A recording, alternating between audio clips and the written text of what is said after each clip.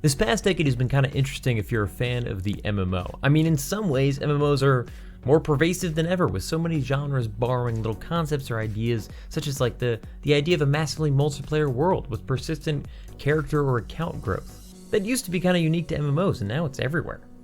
But for those of us that miss that fully persistent, non-lobby-based, RPG-focused experiences of games like Final Fantasy XI, EverQuest, etc., there's been a bit of a decline in terms of games that you can look forward to.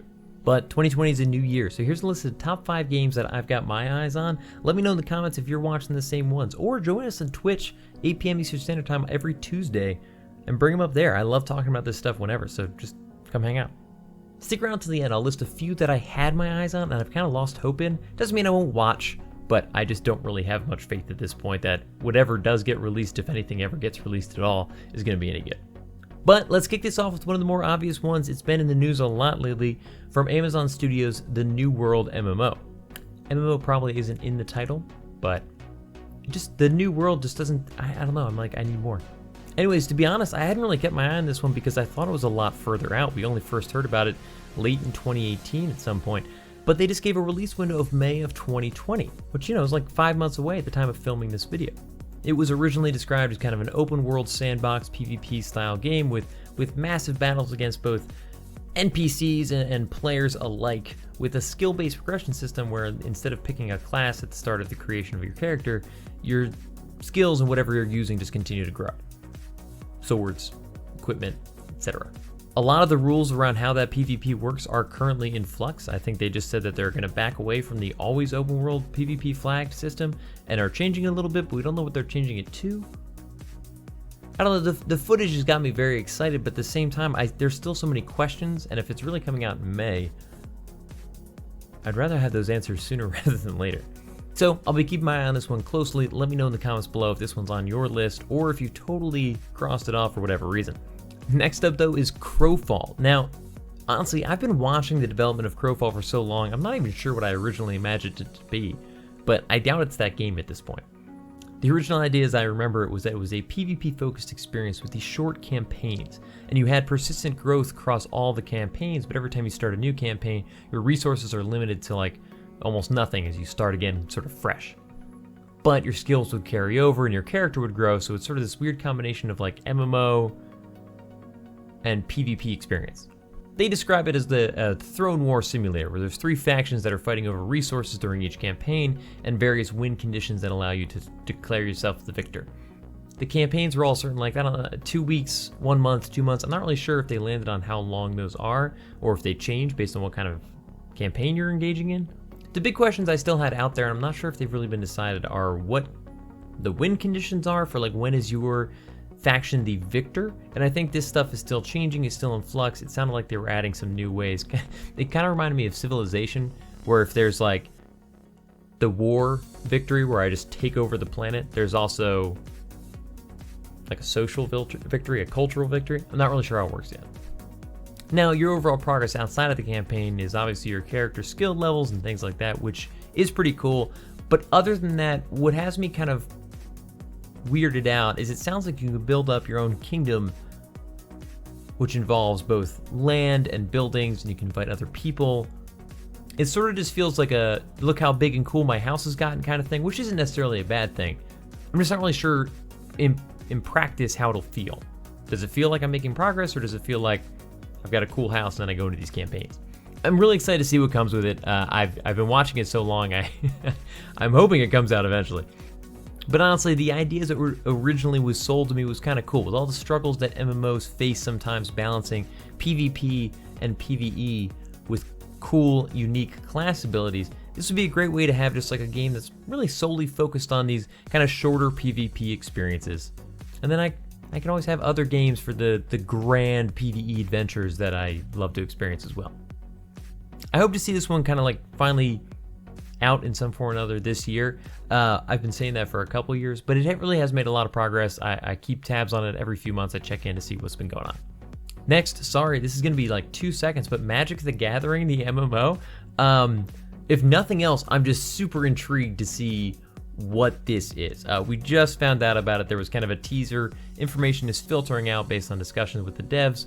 I haven't really gotten a super good hold on what's going on. It does seem like cards are going to be involved, but you're also in the world as like a character. So I can't wait to see what this is. I was never even a huge Magic guy myself, but it does seem like something just different, and we need different.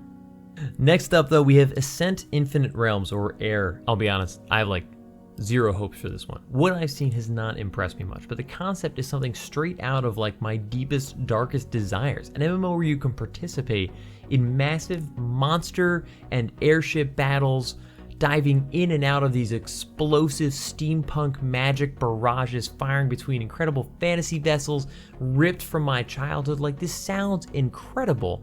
And all the footage, their initial footage, I was like, there's no way this is what they're actually talking about.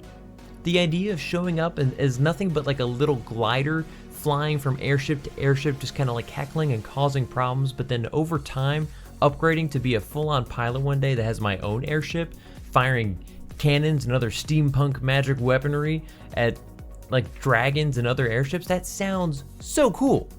But I don't know, the footage I've seen of people actually playing the experience was so lackluster. Nobody came away from it being like, yay, but hopefully it was early on in development. I'm going to continue watching this one, but I don't know. It's from the studio that developed PUBG and Terra, so I don't really know what to expect from that information. Both of those games weren't exactly technical marvels, is all I'm saying. And it seems like if you're going to have widespread giant airship and monster battles, you'd want it to be really technically sound and amazing. But I'm watching it. Let me know if this one's still on your list as well. But next up is a big one in my heart. Final Fantasy XI Mobile, Final Fantasy XI R2. I mean, look, I'm super excited to see what becomes of this, because Final Fantasy XI is one of my favorite games of all time. It was, in my opinion, the best MMO ever made. Not everybody may agree with that, but I love Final Fantasy XI. Having said that, this one is in like development hell. We know nothing. We have no information. In theory, it could come out tomorrow, it could come out in a week, a year from now, 10 years, never. We don't know. Most of the information we've gleaned from the past 5 years has been from job postings and like boardroom updates on quarterly progress of the company. Of course, I'm terrified because it's a mobile release, and you would think that just means immediate cash grab scam of microtransactions and nonsense and like energy mechanics that you have to pay to even continue playing the game. But it's Final Fantasy XI. I just hope not. I hope it's amazing. Can you imagine a true Final Fantasy XI updated experience that just could be played on your phone, but in essence was actually a full PC RPG?